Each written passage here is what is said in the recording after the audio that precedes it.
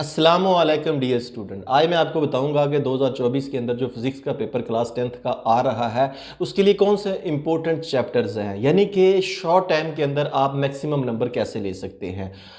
अब आपको आइडिया हो चुका होगा, लास्ट टाइम मैंने जो इंग्लिश और केमिस्ट्री से मुतलका वीडियो भी शेयर की थी, तो यकीनन आपको बहुत ज़्यादा फ़ायदा हुआ और आपके जो पॉजिटिव कमेंट्स हैं उनको देख के बहुत ज़्यादा खुशी हुई। और उम्मीद करूंगा कि इंशाल्लाह अब भी आप इसी तरह मेहनत करेंगे और जो बातें आपसे शेयर करूंगा उन पे अमल करके आप 100% मार्क्स यानी 60 में से 60 मार्क्स हासिल करेंगे। तो चलता हूँ, सबसे पहले आपके सामने पेपर रखता हूँ। मेरे पास इस वक्त 2023 का एनुअल पेपर है।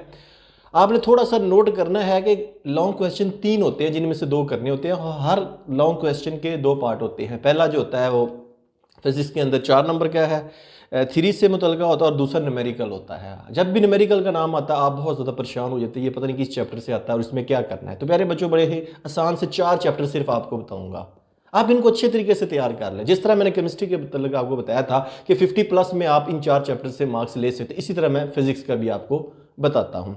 तो चैप्टर नंबर जो आपके 4 हैं वो है चैप्टर नंबर 10, 12, 15 और 18। ये वो 4 चैप्टर हैं। यानी कि चैप्टर नंबर 10 जो है वो सिंपल हार्मोनिक मोशन है और चैप्टर नंबर 12 जो है ज्योमेट्रिकल ऑप्टिक्स है। इन दोनों से एक आपका लॉन्ग बिल्कुल 9 नंबर का मुकम्मल हो जाएगा। इसी तरह चैप्टर नंबर 15 और 18 का मैंने आपको बताया है। अब 15 जो है वो है इलेक्ट्रोमैग्नेटिज्म और 18 जो है एटॉमिक एंड न्यूक्लियर फिजिक्स। अब ये वो 4 चैप्टर हैं जिनमें से 2 आपको न्यूमेरिकल आने हैं और 2 ही आपको 3 के क्वेश्चन आने हैं। ये बात नोट रखिएगा। अब इन 4 चैप्टरों को मुकम्मल तौर पे आपने करना है। अब इसमें से मार्क्स कितने आपको मिलेंगे?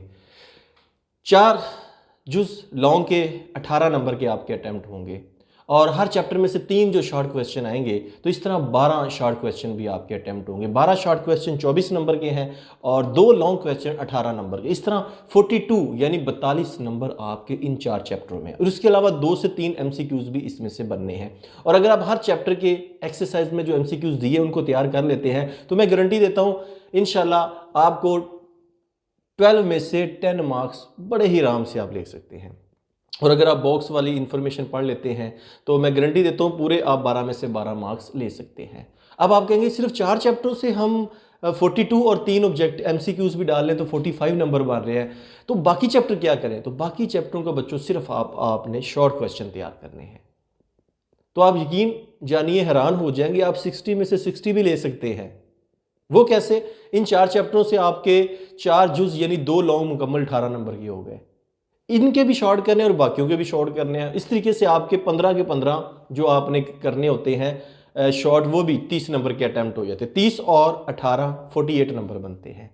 और जब आपने एक्सरसाइज के MCQs कर लिए हैं और बुक को थारोली रीड कर लिया है, जो मेन पॉइंट्स होते हैं, जिस तरह कोई किसी, मैं आपको बता देता हूँ MCQs से रेलिवेंट भी, जिस तरह कैपेसिटेंसी की कोई डेफिनेशन आ जाती है, उसका कोई वोल्ट पूछा जा सकता है, या कैमरे का में जो इमेज बनती है वो होती है, आपसे पूछा जा सकता है रियल है, इन्वर्टेड है, या इस तरह कोई भी ऑप्शन दी जा सकती है। या कैपेसिटेंस की तारीफ करें आ सकता है, या वो अमल जिसमें एक हैवी न्यूक्लियस टूटकर 2 लाइटर न्यूक्लियस में डिवाइड हो जाता है, तकसीम हो जाती है, इस अमल को क्या कहते हैं।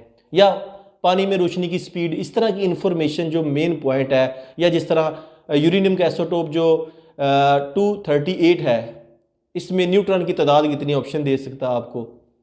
ठीक है, तो इस तरह के जो MCQs अगर आप करेंगे तो 12 नंबर आपको मिलेंगे। तो इस तरह 48 और 12 60 मार्क्स पूरे बनते हैं। तो ये बहुत ही आसान तरीका है कि आप 60 में से 60 मार्क्स ले सकते हैं। अब यहाँ पे एक और बात आपको क्लियर करता चलूँ, जो न्यूमेरिकल आएगा हर एक क्वेश्चन के साथ न्यूमेरिकल है। न्यूमेरिकल का डाटा, उसका फार्मूला पुट करना, वैल्यू पुट करना और उसका आंसर लिखना यूनिट के साथ, फिर आपको 5 नंबर मिलते हैं। तो जितने स्टेप का आपने क्वेश्चन किया उतने स्टेप के मार्क्स आपको मिल जाएंगे। और अगर कहीं पे डाटा के अंदर गलती हो जाती है तो इसका ये मतलब नहीं कि पूरे 5 का 5 आपका गलत होगा। अगर आपने वहाँ पे फार्मूला सही पुट किया है, डाटा सही लिखा है, यूनिट ठीक पुट लगाया है, तो इसका मतलब है फिर भी 5 में से 3 से 4 नंबर के आप हकदार हैं। तो इसके अलावा बड़ी इंपॉर्टेंट बात आपसे शेयर करूंगा, अगर आपने एक भी लॉन्ग क्वेश्चन अटेम्प्ट नहीं किया पेपर के अंदर, फिर भी मैं आपको बताऊंगा, फिर भी आप 50+ ले सकते हैं आउट ऑफ 60। वो कैसे? आपने लॉन्ग को भी शॉर्ट के तौर पे अटेम्प्ट करके आ जाना है। वो कैसे? कि 4 लॉन्ग है, हर एक को आपने शॉर्ट के तौर पे लिखा है, आपने एक भी लॉन्ग याद नहीं किया, फर्ज कर लें। अब 4 जुज हैं, 8 नंबर आपको उनके मिल गए। अब आपके सामने जो 15 शॉर्ट है उनके 30 बन गए, 30 और 8 38 नंबर इसके बन गए।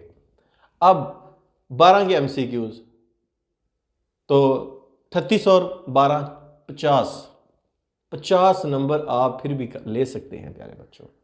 तो याद रखिएगा, अगर आप इस पैटर्न पे तैयारी करेंगे तो मैं उम्मीद करूंगा कि इंशाल्लाह आप पूरे नंबर लेंगे। और अगर फिर भी आपके ज़हन में कोई क्वेश्चन हो तो आप इस वीडियो के नीचे कमेंट बॉक्स में अपना क्वेश्चन पुट कर सकते हैं।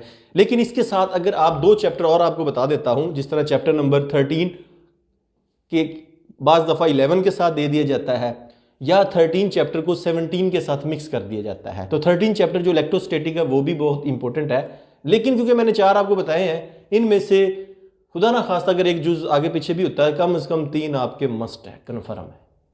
तो उम्मीद करूंगा कि आप पूरी बुक की एक दफ़ा थारोली रीडिंग करेंगे और उसके बाद ये 4 चैप्टर जो मैंने बताए हैं आपको, जो कि चैप्टर नंबर 10, 12, 15 और 18, इनसे आप फ़ायदा उठाएंगे। नेक्स्ट वीडियो तक आपसे जा चाहूँगा, अपना बहुत ख्याल रखिएगा। अल्लाह हाफिज़।